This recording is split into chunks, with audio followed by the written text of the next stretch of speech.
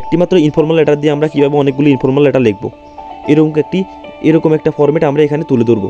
এইরকম মানে পরীক্ষা যে এরকমই ইনফর্মাল লেটার আসুক না কেন, যেই বিষয়ে ইনফর্মাল লেটার আসুক না কেন, একটি মাত্র ফর্মেট দিয়ে আমরা প্রত্যেকটি ইনফর্মাল লেটার লিখবো। এখানে গেলে সাবজেক্ট শেষ করবো, মানে সাবজেক্ট 2 থেকে 3 লাইন শেষ করে লিখবো, মানে যেই বিষয় সম্পর্কে হবে সেই বিষয় সম্পর্কে আমরা লিখবো subject.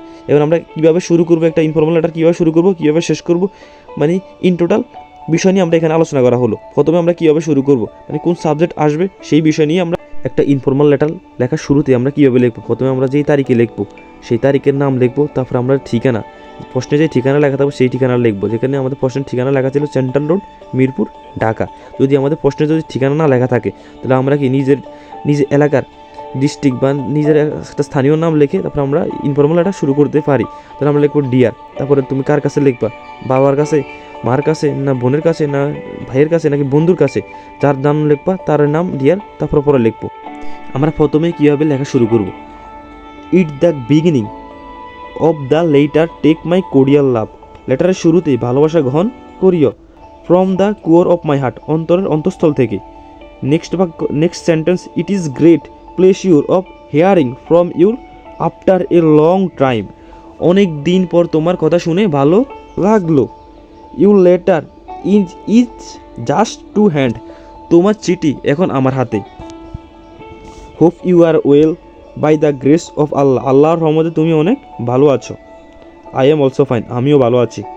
In your letter you have wanted to know, in your letter তোমার লেটার পে, তোমার লেটার পে have wanted to know about, তুমি জানতে চেয়েছো, মানে এখানে যে বিষয় সম্পর্কে আসবে আমাদের লেটার, ইনফর্মাল লেটার যে বিষয় সম্পর্কে বলবে সেই বিষয় আমরা অ্যাবাউটের পরে লিখবো, সেই খালি মানে সাবজেক্টটাই লিখবো, যে বিষয় সেই বিষয়টাই লিখবো।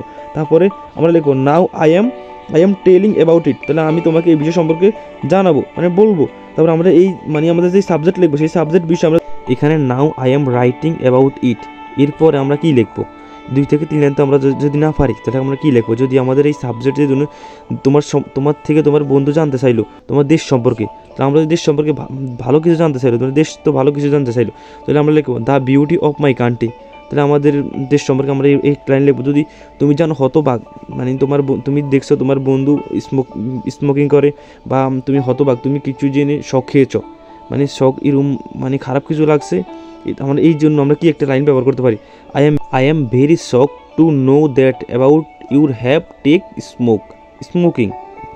আমরা এইভাবে ভালো হলে আমরা ওটা প্রথম লাইন লিখবো, আর যদি খারাপ যদি কিছু হয় তাহলে আমরা এই লাইন লিখবো। স্মোকিংয়ের জায়গা যেই মানে খারাপ দিকটি তুলে ধরেছে সেই খারাপ দিকটিই লিখবো এখানে। এনিওয়ে, যাই হোক, the letter is grating long, চিঠিটা অনেক বড় হয়ে যাচ্ছে।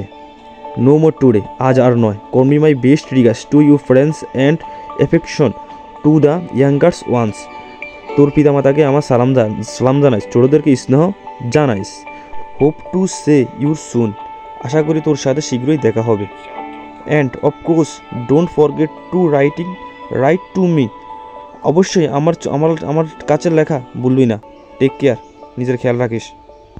আমাদের ইনফর্মাল লেটারে মোস্ট ইম্পর্টেন্ট হলো খামতেরি করা। তো আমরা যার কাছে আমরা ইনফর্মাল লেটার লিখবো তার নাম লিখবো তার নাম লিখবো, তারপর লিখবো ইউর নেম, নিজের নাম লিখবো, তারপর আমরা খামতেরি করবো।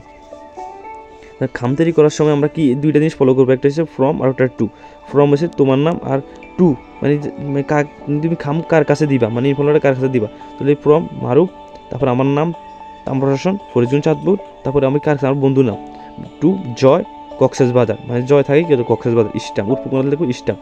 এই আমাদের ইনফর্মাল লেটারের ফরম্যাট শেষ।